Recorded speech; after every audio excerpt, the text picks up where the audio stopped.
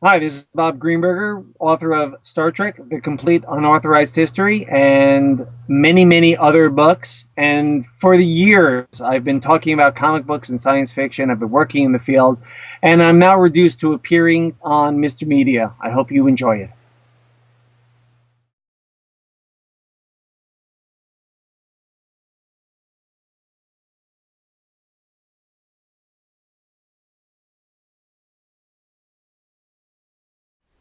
Today on Mr. Media, I'll talk to detective fiction author extraordinaire Max Allan Collins. Making his second appearance on our show, Max is here to discuss not one, but two new books, Seduction of the Innocent and Complex 90, the new Mike Hammer novel by Mickey Spillane that Max completed and co-authored. Stick around. You never know when a dame like you might need a gorilla like me. Oh my god, I made Max laugh.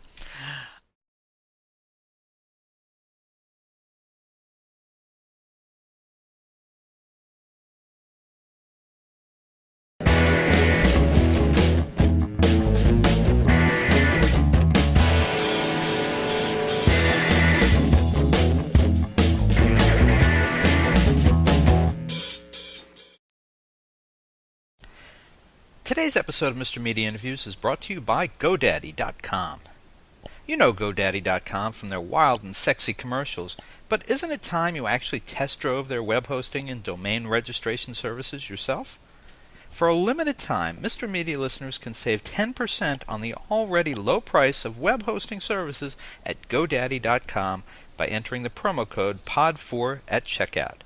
Again, that's 10% off web hosting when you go to GoDaddy.com and enter the promo code POD4, that's P-O-D, the number 4, at checkout.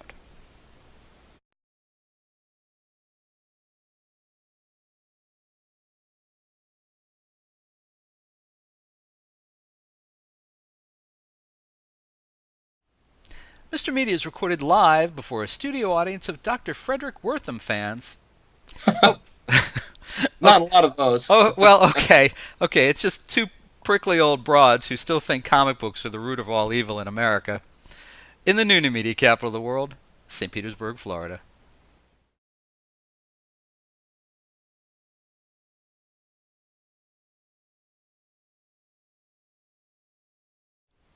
Do you ever hear a voice in your head when you read a book? For example, if you read the, God forbid, autobiography of Justin Bieber, would you imagine the Biebs reading it to you? Well, ever since my first interview with novelist Max Allan Collins, I can't help but read his detective stories and hear his voice unraveling the narrative and the dialogue. And that was particularly true in Seduction of the Innocent, a wacky twisting of realish people and false situations that anyone with a sense of comic book history will enjoy, if for no other reason than to see creepy Dr. Werner Frederick get knocked off. It's a roller coaster ride of four-color goodness. And in reading his other new book, the Mike Hammer story Complex 90, I swear I hear Max in the narrative and his posthumous co-author Mickey Spillane in the conversations between Hammer and everybody else. Is it just me? Anyway, Max Allan Collins, welcome back to Mr. Media. It's great to be here, Bob. Always good to see you. We had a nice chat beforehand. We did. Yeah. So the last time you were here, you were really excited about this upcoming new book, Seduction of the Innocent. And once I read it, I could really see why you thought it was so much fun. It was a lot of fun. I had done two other books in this particular series. It's about a character called Jack Starr, and it's actually Jack Starr and Maggie Starr, his stepmother. And I'd done two of these for Berkeley. And I had initially pitched it as a trilogy, but they only gave me a two-book contract, and they didn't pick up their option on it. Bastards! And Sorry. and in this market, and it's been this way for probably 20 years, it's very hard to move a mystery series someplace else.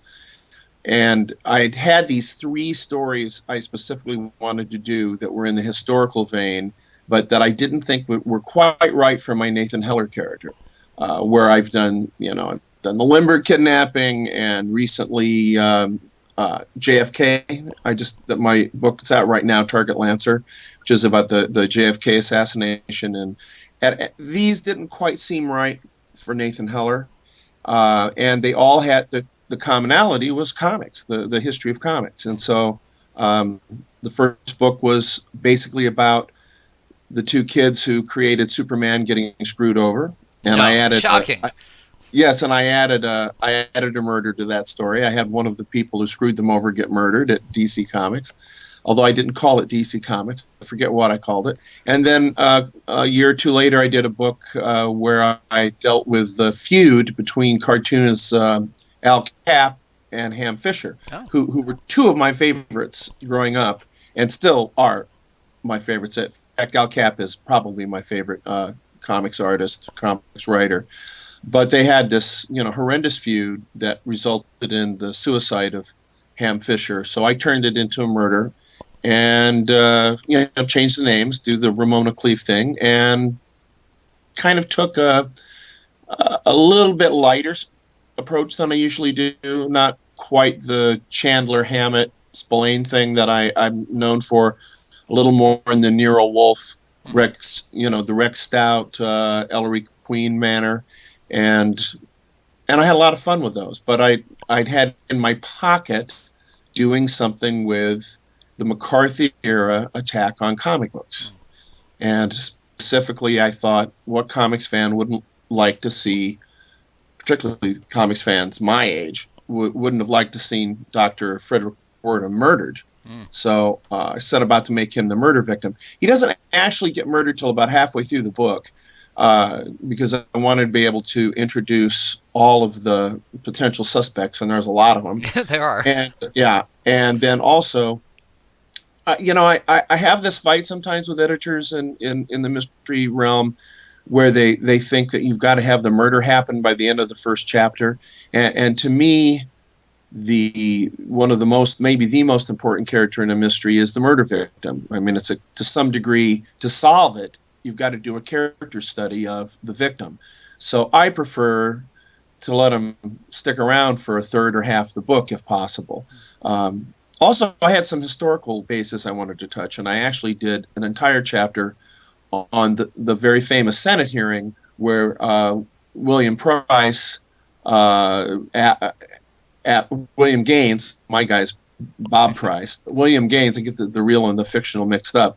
But in real life, William Gaines defended himself as a purveyor of good taste by displaying some of the grossest DC Comics covers that he published.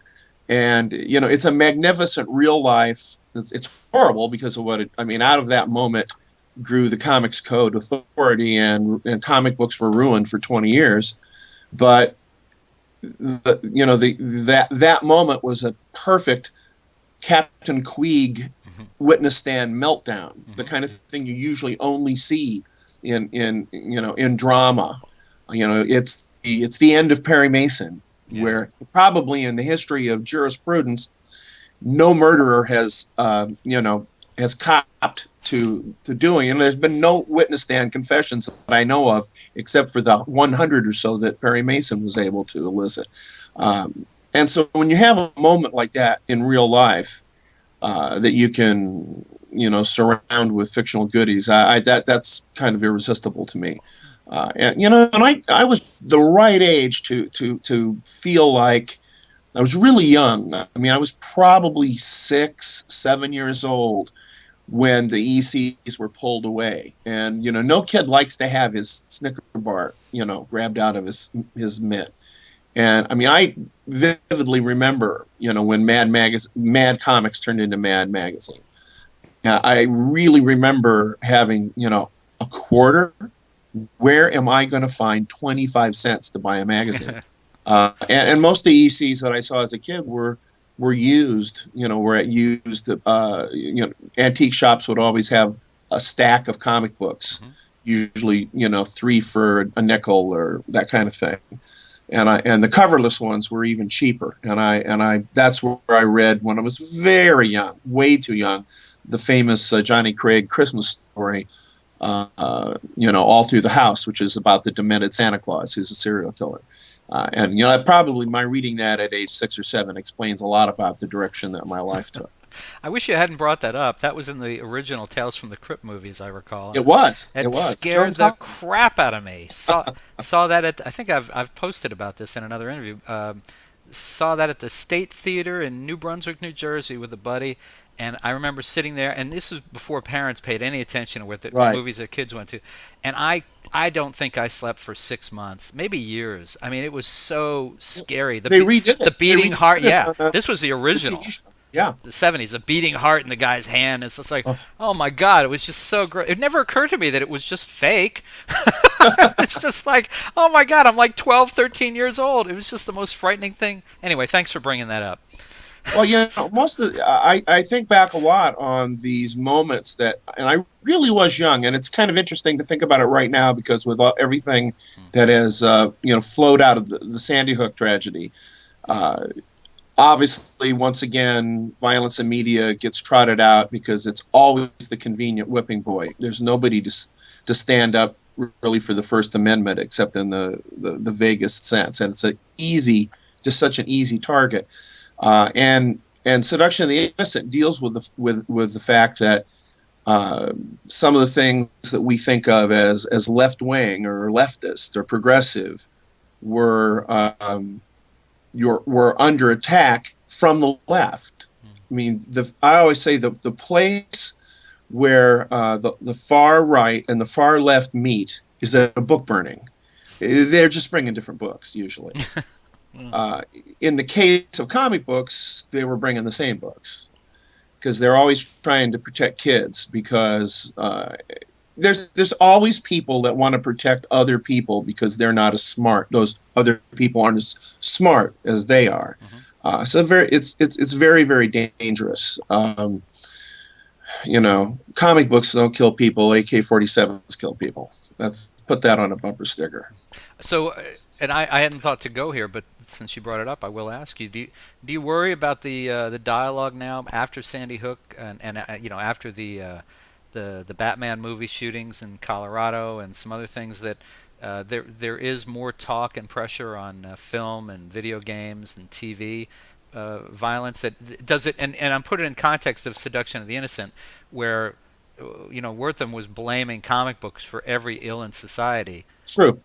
Is this the same type of thing, or is this different? I kind of don't think it's going to go anywhere significant. You never know. I hate seeing it taken seriously. This is not to say that I don't think there are reprehensible things out there. The biggest question I would have, which I can't answer, is whether or not we should be, protecting people under a certain age from this stuff. Particularly since we just had this discussion about the fact that violent media that I saw when I was 6 and 7 sent me down a very rewarding and lucrative career. Well, and yeah. you've got to. Yes, sure. There's a lot of violent crap out there, and there's a lot of things in the popular culture that I think are unnecessarily dark, that I think are dark in a kind of a juvenile way. But that's literary criticism. That's not a cry for censorship for me. I really feel like you're going to have to ban. Well, you're going to have to start out with Grimm fairy tales, and then you're going to move to Shakespeare. And if there's a more violent book and a more sexually perverse book than the Bible, I haven't run across it. So this, thought police, mind police is a really dangerous road to go down. I won't use slippery slope because I hate that term, because it's the one everybody pulls out to beat their own particular drum. And maybe I'm beating my own particular drum here. You've got, if you're writing this kind of thing, and we're going to talk about Complex 90. Complex 90 has a hugely violent scene where Mike Hammer essentially slaughters about 40 people. 45, I believe is the number, right? Yeah, because it's Complex 90. He's going to do another 45. He says, See, I wasn't going to mention that. I didn't want to add up the 90 for people. But and I will say, in my selfish way, I was like, I'm really glad Complex 90 is not coming out till May, because maybe things will settle down, and I won't have to be answering the question about, well, how can you put a hero in that, in that kind of position. No, I'm just naive enough to think that there's a difference between a lunatic in real life going into a school and killing innocent children and a fictional character who's a hero killing a bunch of villains in a novel. I kind of think those are two different things, and it's a specious argument, and it's an easy one. And I can tell you how you know that it's a wrong road to go down, because both the NRA and President Obama, who I voted for proudly, are talking about violence in media. So when you want to get nervous, citizens of the United States, is when the Democrats and the Republicans agree. Then you want to put your hand on your wallet, and you want to stay inside for maybe a couple of months. The only thing that worried me about, and I know we're steering a little way, but the only thing that bothered me about Obama's big platter of gun-related things he wanted to do was that he singled out the video games and he left movies and TV off the plate. And I thought that probably has more to do with the lobbying power of movie and TV versus video games versus what people may actually think has a responsibility out there. It's possible. But getting back to Seduction of the Innocent, one of the reasons why comic books are a good target, made a good target, I don't think they are now, because they're not, we forget that back in the day when I was a kid, millions and millions of comic books were sold every month. I mean, now if you sell 30,000 copies of a comic book, it's a huge hit. But I mean, we're talking about comic books selling millions. Crime Does Not Pay was selling, a couple million copies a month. And so, but comic books, in part because of their unfortunate name, are kid stuff. Video games are considered to be kid stuff. And I hate to make kind of an easy, cheap shot here, pun intended entirely, but kids are an easy target, aren't they? The point I was making, because I ran into this when I got into a lot of trouble for being involved with the true crime trading cards. I had written, I don't know if you know about this, but when they did the famous serial killer cards, and that was such a huge media whipping boy. I had done with George Hagenauer, my researcher on my detective novels, my thrillers, historical detective novels. We had done a set called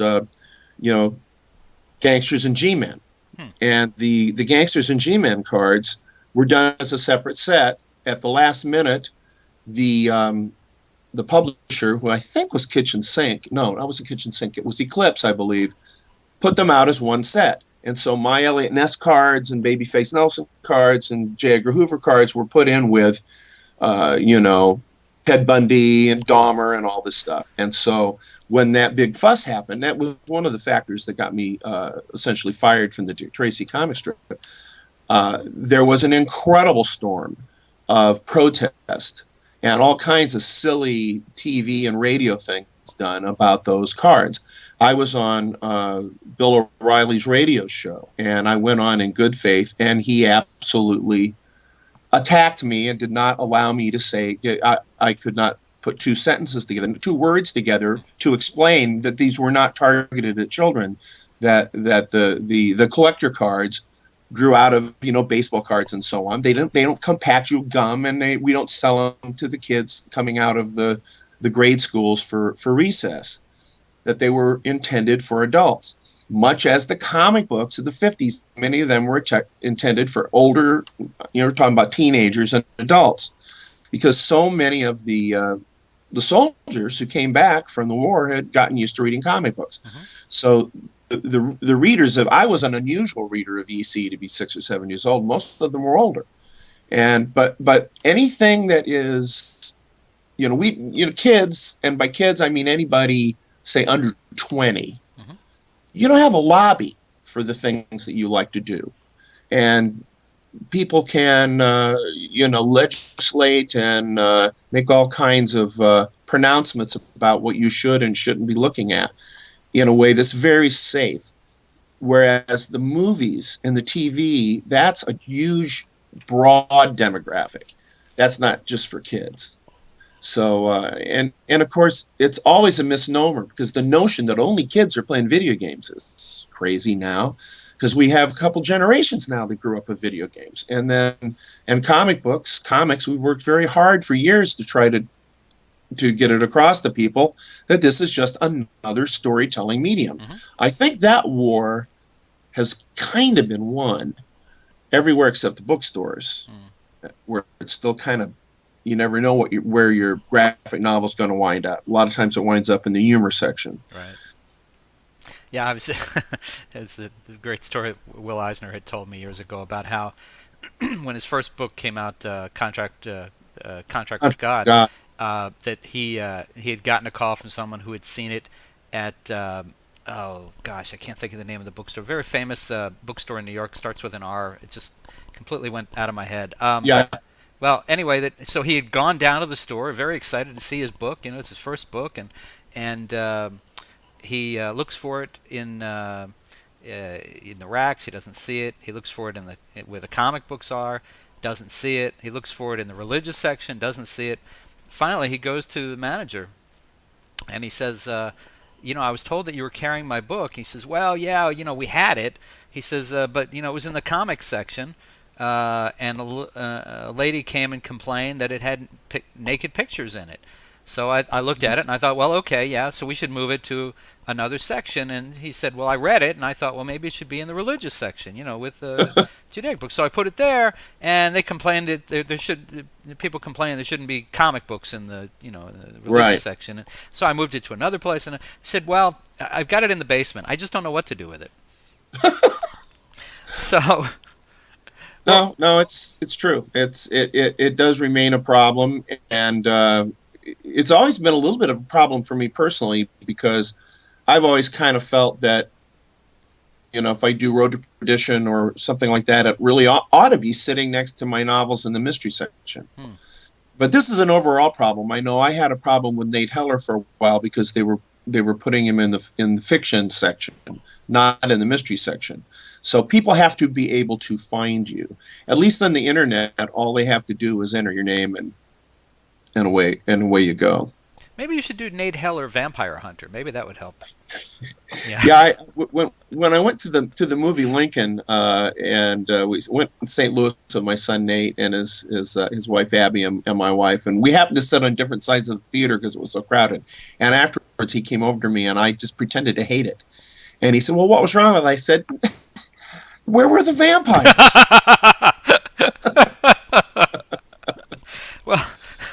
Well, speaking of comic book characters, yes, it's interesting to me that after all these years, Dr. Wortham has gone from being someone that a lot of parents believed in and worshipped and took very seriously, to really, particularly the last 20 or 30 years, certainly, he really is kind of like a comic book character. And here you've played that out, where true.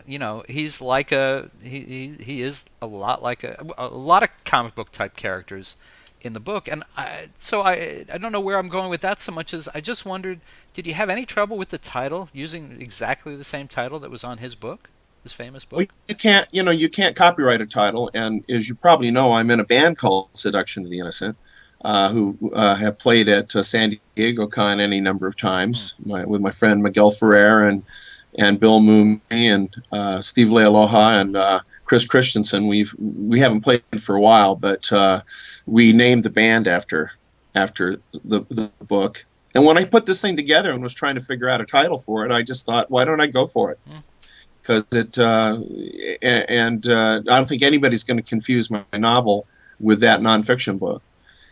And so I did that. And again, one of the things I didn't mention where Jack Starr is concerned, that little series, is that I've brought my Ms. Tree collaborator, Terry Beatty, along to do some comic art for the books. Because when I first sold the series, it was right after Road to Perdition came out, and my my editor at Berkeley said, can we do something that's sort of a graphic novel, but not really a graphic novel? And so I suggested that we, put some comic art at the front of every chapter, and then I do an Ellery Queen style challenge to the reader at the end, which is where the detective kind of talks to the reader and goes back over all the suspects and the clues, and I know who did it, you. It's kind of a fun, corny retro thing to do. And Terry has done a fantastic job on the art on these books, because he keys the art to what the subject of the book is, so that the art in the Ham Fisher Al Cap book is kind of the little Abner looking art, and here he's really doing Johnny Craig kind of with some Jack Davis in it, and I think that really adds to the book. Of course, now that you've brought it up, now I want to go and see if I can get a DVD collection of the Jim Hutton Ellery Queen episodes, because fantastic show. I love that show, and now that's all I'm going to think about for the next 10 minutes. Yep. And his son did really well as Archie Goodwin on Nero Wolfe. That's another great show. Mm-hmm. Well, okay, I went way off the topic there, but it's interesting. Not really, because Jack and Maggie Starr are, on some level, as I said, a tribute to Nero Wolfe and Archie Goodwin. I very much Jack Starr as Archie Goodwin. Now Maggie, who is basically Gypsy Rose Lee, right, retired stripper, to do a pun on stripping, picked up on that. Is an unlikely Nero Wolfe, if you know who Nero Wolfe was, the corpulent armchair detective. Right. But she is kind of the brains. I mean, he does come back and report to her, and she usually is the one at the end of the story who's putting all of the pieces together in what you would call a golden age fashion, because there was a golden age of mysteries, just like there was a golden age of comic books. Well, Maggie's the plotter, and Jack is the I don't know, the man. Well, he's the leg man. Yeah, she should be the leg woman, but yeah, he's the leg man. So are the previous titles with them in them in print? No, although I think the second one is. I'm hoping to get those back, because I want to get them out there and get them on ebook. What are the titles? The first one is A Killing in Comics, and the second is Strip for Murder. Huh. And Terry did the covers for those. They have quite a different look. This cover is done by Glenn Orbick, and in the typical hard case crime style, and as I think a fabulous cover. And it's based on a specific EC cover. Yeah. And I even have that cover discussed in the Senate hearing as an exemplar of bad taste. Exactly. So, and there's another echo later in the book of a character going out the window. It's I thought it was a lot of fun. When I'm doing Nathan Heller, I stay so close to the history, and it is somewhat restrictive. And I argue with myself through the whole process of when I take even the smallest liberty. Here, because you're changing the names, history sort of does your bidding, and so that was a lot of fun. And sometimes people make wrong assumptions. There's a character in the book that everybody thinks is Al Williamson, which is a composite character, of which Al Williamson is a part. But there's also Walt. He's meant to represent Frazetta and Wally Wood and that whole bunch of guys, Roy Krenkel, all those guys that were the EC. The EC artists who were young, kind of motorcycle jacket wearing, Beat Generation, young guys. Yeah. Lives writing those comic books. I remember the character in the book, the motorcycle kid. Yeah. Get out of town. Did you assume he was Al Williamson when you read it? I didn't make that connection, but as soon as you said it, I thought I knew. Will we see, now that you've done Seduction of the Innocent as a hard case crime novel, are we likely to see Jack Starr and Maggie Starr and the Star Syndicate in another book? I think it's going to depend on how well Seduction of the Innocent does, and I've chatted with Charles Ardai about doing another one. I had conceived it as a trilogy, and I feel satisfied if I don't go on from here. But if people have a good time with it, and if I can talk Terry into continuing to collaborate with me by doing some artwork, I wouldn't mind doing another one or two or three. I think there could be half a dozen in here. Yeah, It's, because I mean, that's, personally, I didn't know about the other two books until you brought it up, and I was thinking, oh, you've created a whole nother universe here. I hope we get to see more with these characters because it was fun. You're right. It's a lighter type of detective story, and it's fun to see all the names being dropped right. and the comics references. I mean, even in and I guess this is a good way to kind of slide over to Complex 90, but even in Complex 90, there's a comic reference or two slipped in Yeah. there. I'm guessing that if I had to hold you down and force you to tell me where Mickey Spillane begins and I am ends. ticklish. I am ticklish. You possibly could, and and I said in response to the torture, the torture controversy about whether torture works or not. Dealing with Zero Dark 30, I said if you held a match under my foot, I would tell you where the atomic bomb secrets are. So, and in the case of someone with a really weak will, I will tell you torture definitely works. Hey, the tickle chair has done great things for Howard Stern. I mean, Yeah, that's right. I mean, it just depends on where your reflex is, right? What are you trying to get me to cop to? No, well, I was thinking there's one or two references that I noticed in Complex 90 that they're just comics reference, and I thought those probably came from you and not from Mickey. Well, do you know what they were? Because I can tell you. But I can tell you this: Mickey was a comic book writer. Remember? Yeah. So let me see. I think that I dog-eared one of those pages because I thought if I brought it up, you're going to ask me. Let's see. I dog-eared a lot of pages, unfortunately. So give me a second here. The sex scenes, of course. Yeah, well, of course. Velda and her big luscious breasts, and or that could be any woman in here, couldn't it? Well, there's a couple. Are there any small-breasted women in these books? It just doesn't seem to. I'm trying to. Yeah, that's a good question. That is a good question. I'm not sure whether that there have ever been any small-breasted women in Spillane. I'll have to look. I have to think about that. Here's the reference. Well, it's page 155 of the version I have, but I know that may not match up for other people.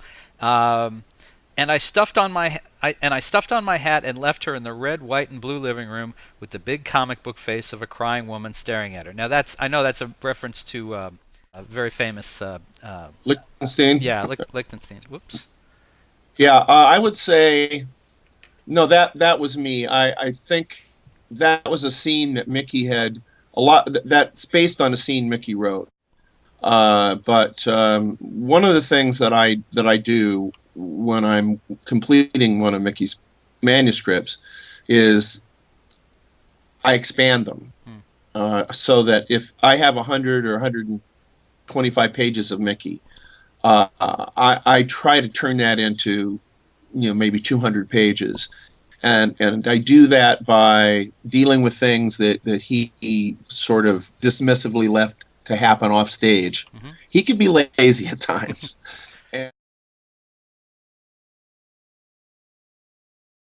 The last time you were here, you talked about how Mickey had directed his widow before he died to send all the materials that she would find in his files and elsewhere to you, that Max would know what to do with it. So, what kind of shape was Complex 90 in when it got to you? Well, as you know, every manuscript I've dealt with has been in different kind of shape. This one was bereft of notes. There was nothing about what the ending was going to be. Sometimes I have at least rough notes or even a rough draft of the ending of the books, because Spillane endings are really key. He was a big surprise ending, Sacco finish, he used to say. But what I did have was about 100 and 110 finished manuscript pages, double-spaced. He'd actually given them to a typist. Very clean. And I really know enough about the way Mickey worked and the way he thought that I was able, without any doubt whatsoever, to figure out where he was going and what a couple of the surprises were. He also unwittingly gave me a real benefit in the fact that as the book opens, have you read the book? Oh yeah, everything. I stop before the end because I don't like to interview a novelist and have in my head how it ends, because that way I can't give it away. Yeah, the butler did it, but what I do, one of the things that I do in terms of my collaboration with Mickey is I don't just take, say, his 100 pages and then write another 200 pages. Mm-hmm. I look at his 100 pages and I try to analyze where maybe he skipped something. He could be a little lazy sometimes, and he would, sometimes write around a scene, as authors will do.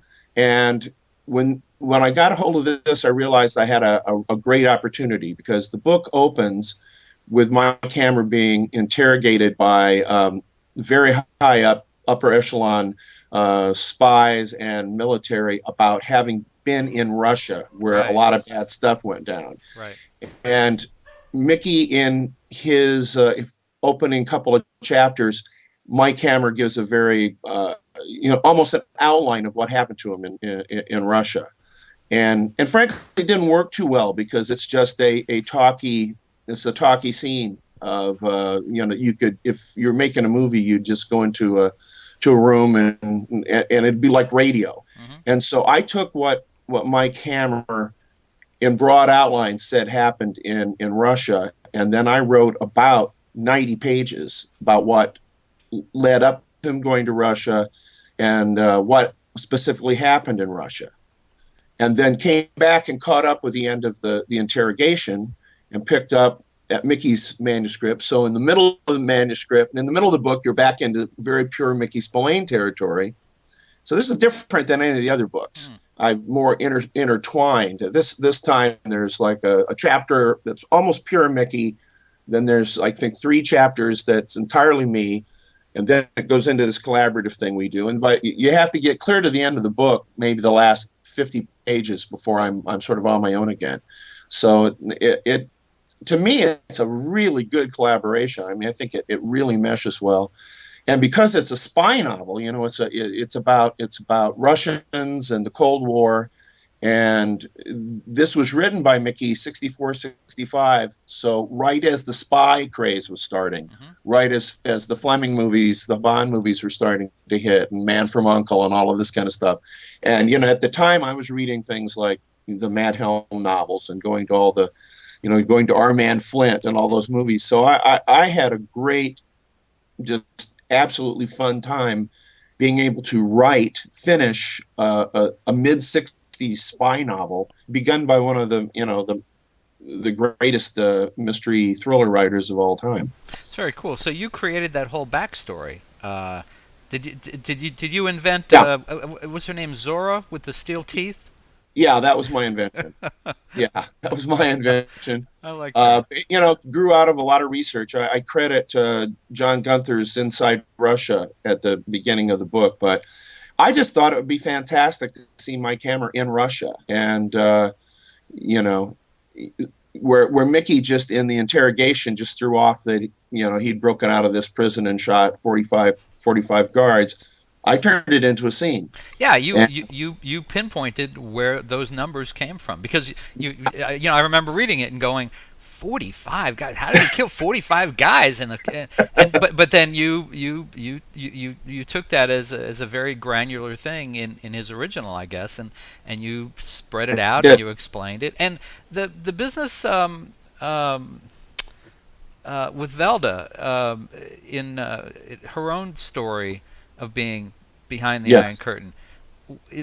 Did I miss that in a previous book, or is that something that you added as well? No, the Velda story behind the Iron Curtain takes place in The Girl Hunters. And in fact, one of the fascinating things about Mickey's novel, The Girl Hunters, is that he's searching for Velda, and she never appears in the book. At the end of the book, he's on his way. He's found out where she is, and he's on his way to get her. And then in the next My Camera book, The Snake, the first chapter is their reunion.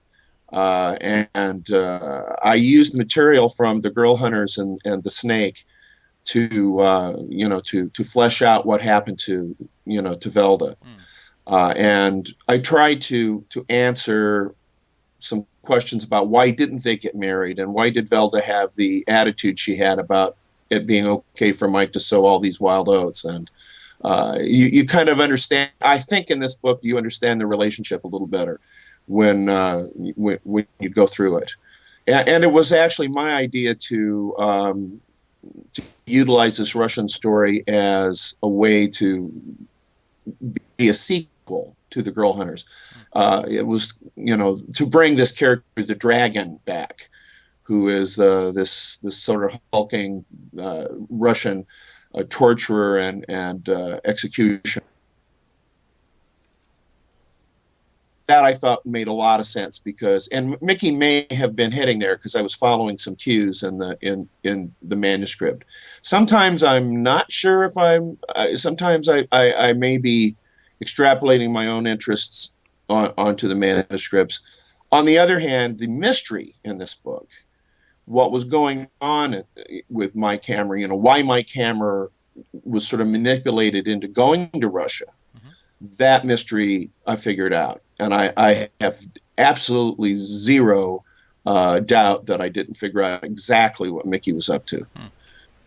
And what appealed to you about starting on this book over one of the other fragments you told us about in the previous interview, starting on this one now rather than another one now? Why how do you decide the order of the Spillane books that you're working on? Well, that's a really good question because I have not done them really chronologically. They've jumped around a bit. I did the Goliath Bone first because it was the last book he was dealing with, and it was a 9/11 book, aftermath of 9/11. And I wanted to, so of the books, it was the one that was contemporary.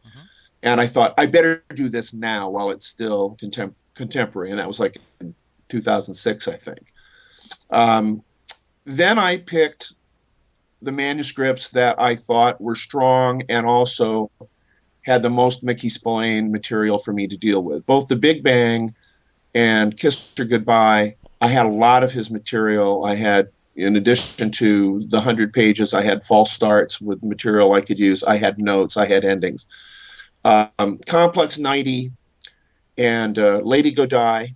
Lady Godiva was the shortest of the manuscripts, so I kind of put it off. And then when I finally did do it, I only had about 75, 80 pages. I took another 15-page chapter, floating fragment chapter, and incorporated it into the manuscript so that it would be, I want the Spillane content to be heavy. I don't want this to just be me writing a new Mike Hammer book. Complex 90 is a wonderful, I think it's one of my favorites of these books, but I didn't want to come out of the gate. It actually becomes the fifth of the 6 books. I didn't want to come out of the gate with, an anti-commie book. I felt like I wanted to do the sort of straight film noir kind of Mike Hammer stuff, get people used to him being back in a sense, get them used to reading him in period, because each of the books is set pretty specifically in period. Lady Godiva being set like right after the end of World War II. And a sequel to Eye of the Jury, which that wasn't my idea. That's in the material. Mickey intended it as a sequel to Eye of the Jury.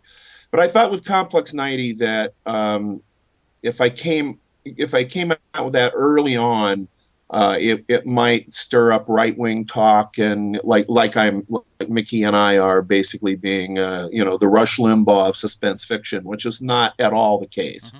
So I waited on that. And the next one is the second to the last book and I haven't started this yet, is called King of the Weeds. But it was the book that Mickey was working on in the 90s as the last Mike Hammer book. But then after 9/11, he put it aside because he decided he wanted to do a Mike Hammer post 9/11 book. So I've in these 6 novels, I've come back full circle. I started with a contemporary one, and now this is not contemporary, but it's 90s. And he's the older Mike Hammer. Pat Chambers is getting ready to retire. He and Velder are engaged and talking about getting married. But it's interesting because I think Complex 90 probably takes place before the Big Bang. So I've done all of these in just kind of a screwy order. And now there are 3 more fragments that I hope to complete that are shorter, that are more like 35 to 50 pages. And now that I've dealt with the material as much as I have, I feel confident that if I get the opportunity, I'll be able to make those very genuine Mike Hammer books too.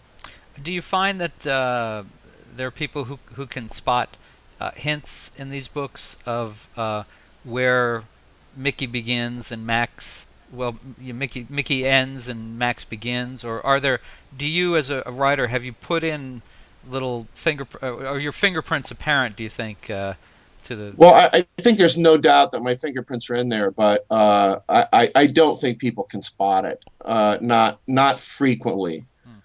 They claim they can, and in reviews when they've said, here's a line that Collins clearly wrote, it's almost inevitably a Mickey line. And when they say, and here's a line that's pure Mickey Spillane, it's almost inevitably something I wrote.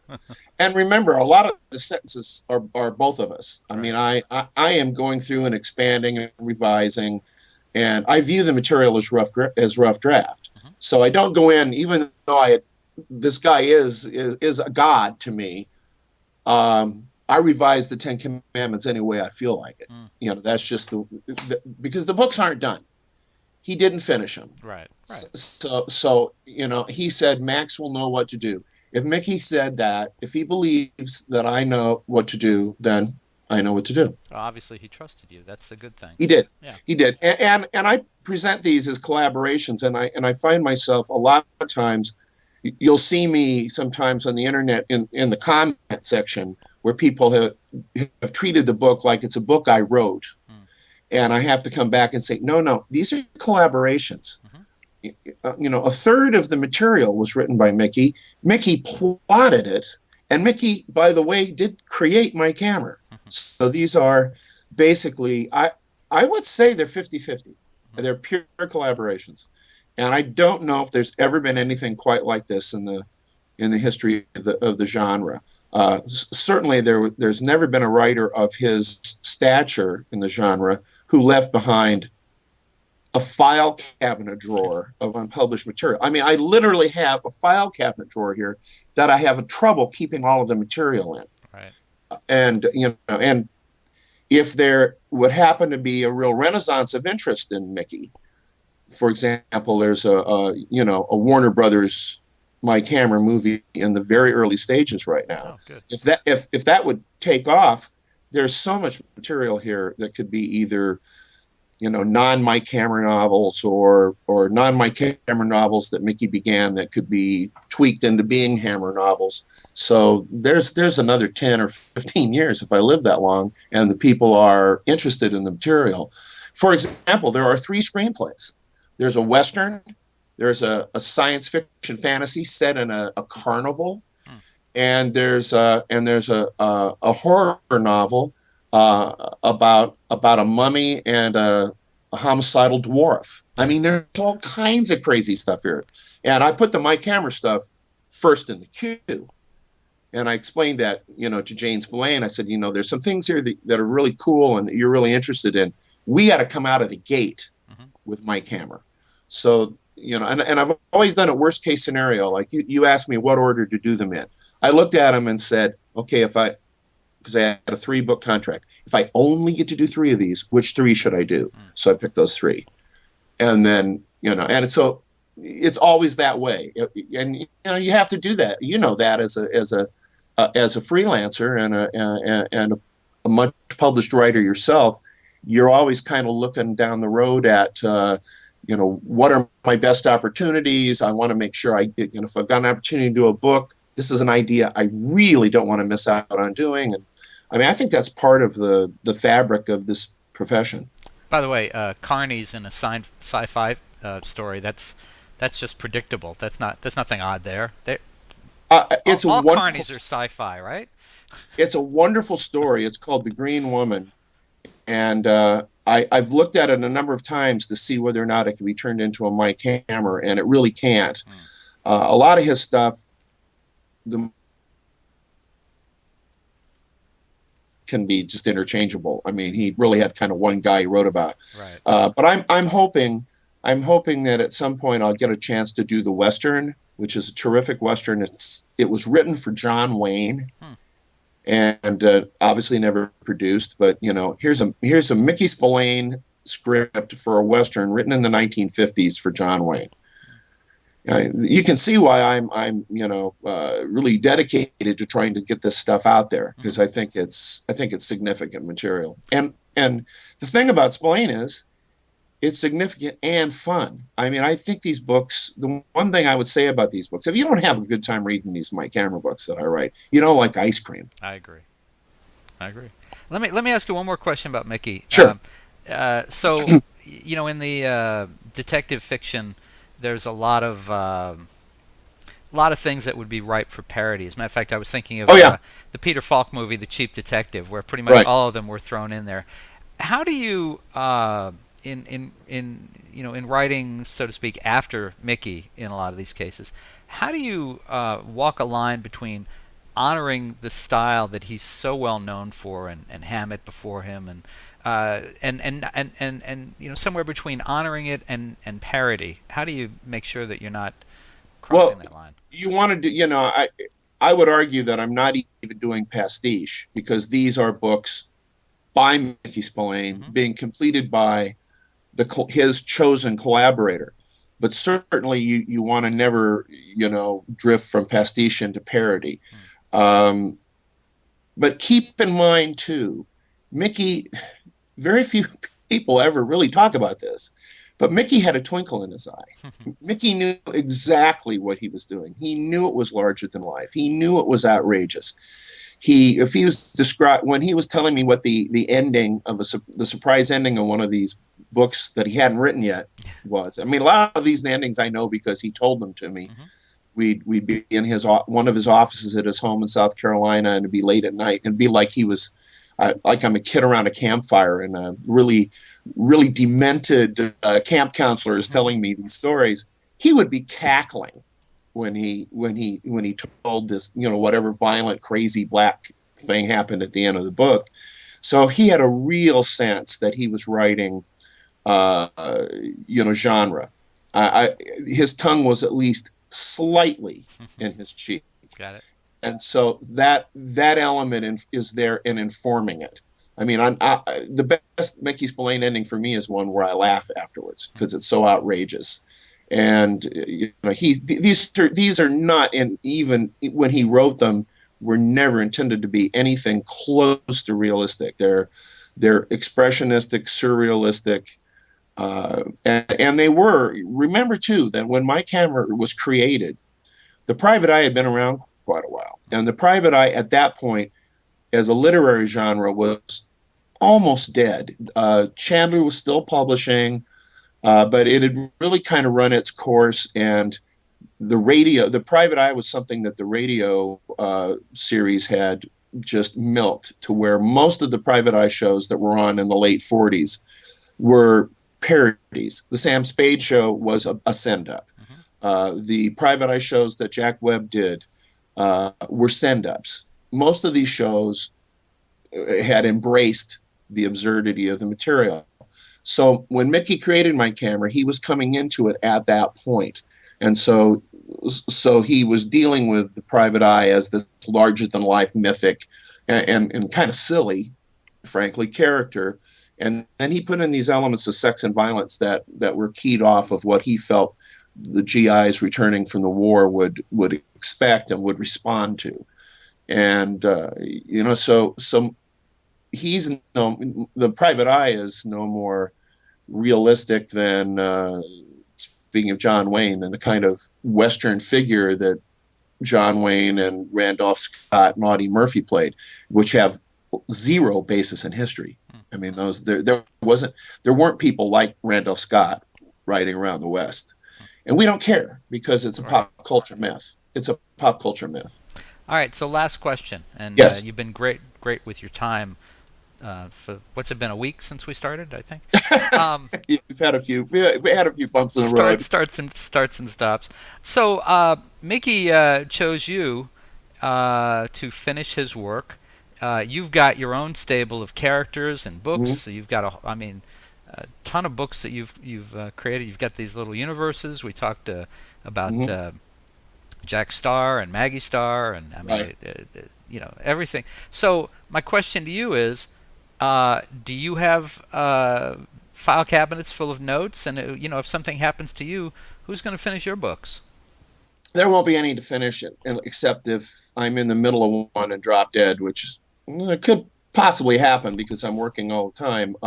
In fact, I had one unpublished novel from the 1970s that's a caper novel, that was a comic caper novel that was actually, you hear even on the My Camera books, it'll say the lost My Camera book. This was actually literally lost because I changed agents and the book never came back to me.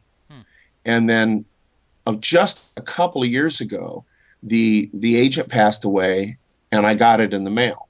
Oh. And it's a book that was written, I'm going to say around 75 and maybe 78, but it's definitely a 70s novel, and it was when I was very much in the sway of Donald Westlake. And my Nolan books were basically derived from my enthusiasm for his Richard Stark pseudonym. And I wrote this one Westlake style comic caper, and as I say, a couple years ago it came back into my hands, and so I turned it over to Perfect Crime Press, who are the ones who brought the Quarry books and the Nolan books back out in print. So this book I wrote in the 70s is going to come out with a little proviso note for me. We are releasing this as the lost comic cape 1970s comic caper novel. And it is one lost novel that really was lost. Yeah. It was actually lost. All right. And that's it. The only others that are in my files, I gave my wife strict instructions that the books I wrote in high school are not to be published. And there's three of them. There's three or four of them. I would love to see the books I wrote in college be published, but no one would possibly want them. All of mine were, because I was at the University of Iowa Writers Workshop, and I wrote, I think, 4 books there, 3.5 books there, and they all were published. But I'm kind of shameless. I mean, if I have this way of like looking back on the book and saying, I remember how much I wanted that book to be published when I was that age, and even though I know some people may look at it and say, "Hey, it wasn't that good," I want them out there. I'm actually listening right now to my earliest books. There are audiobooks out of my Mallory novels that are read by the same guy, John Miller, who reads the Nate Heller books. He's fantastic. He won one of the best Voices of the Year awards from Audiophiles magazine for Flying Blind, my Nate Heller novel about Amelia Earhart. And this has been a real, I don't reread myself, but to be able to go back and listen to this stuff, particularly when the guy performs it well and makes me sound like I know what I'm doing, I'm enjoying that, because, we do a lot of traveling. We go to St. Louis all the time to see my son. And so we'll have these, 8-hour trips, and we listen to, lately we ran out of Rex Stout, so we have to now listen to Max Allan Collins. Very cool. Very cool. Sorry, second place, but there you go. Well, folks, listen, you can find Seduction of the Innocent by Max Allan Collins and Complex 90, the new Mike Hammer novel by Mickey Spillane and Max Allan Collins, in great bookstores everywhere, or you can order either of them right now at a great price at MrMedia.com. If you're watching the video, right below this box that our heads are in are images of the books, and you can just click on them and get them there. And in the case of, depending on when you're watching this, Complex 90 might be a pre-order, because we're actually doing this interview before the book has hit the stores. So you can pre-order it, set it up there. And Max, what's the website you want people to go to?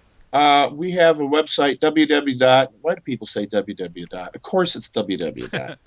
MaxAllanCollins.com. My son Nathan runs it, and we do a weekly update every Tuesday.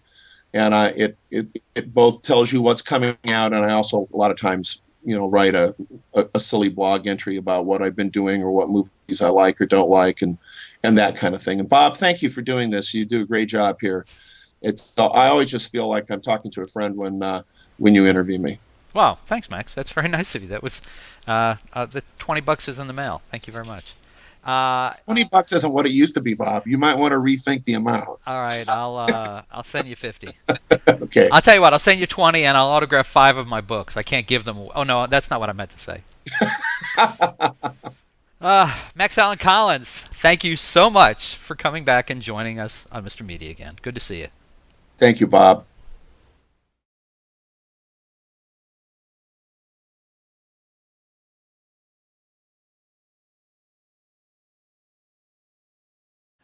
You can see and hear almost 1,000 Mr. Media interviews by visiting our main site, mrmedia.com, mrmedia.com. Or check out the more than 200 video interviews on the Mr. Media radio site on YouTube. And I'd sure appreciate if you'd show some love for Mr. Media's advertisers, including Stitcher. Apple named Stitcher a top 5 news app of 2011. It's a free mobile app for your smartphone or tablet that lets you listen to your favorite shows and discover the best of news, entertainment, and sports on demand.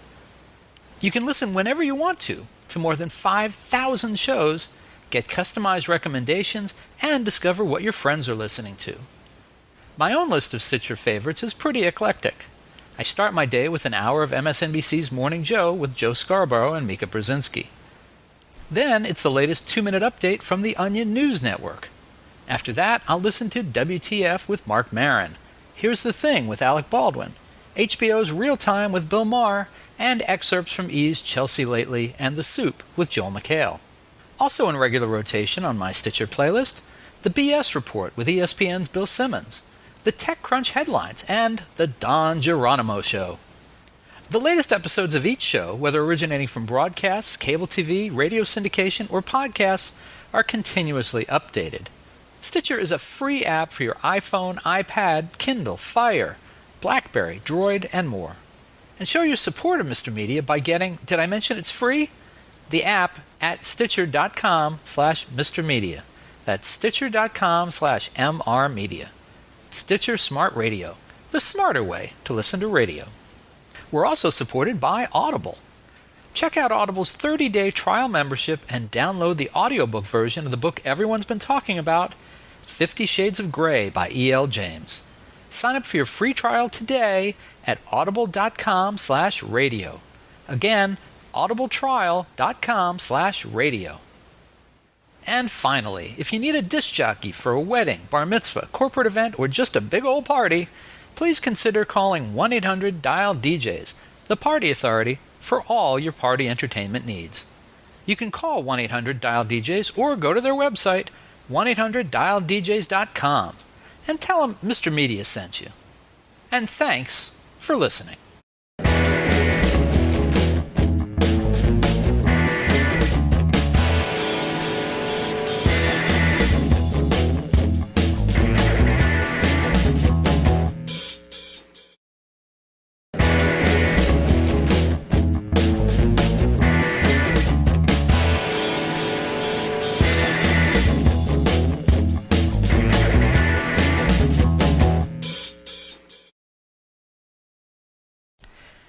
Today's episode of Mr. Media Interviews is brought to you by GoDaddy.com.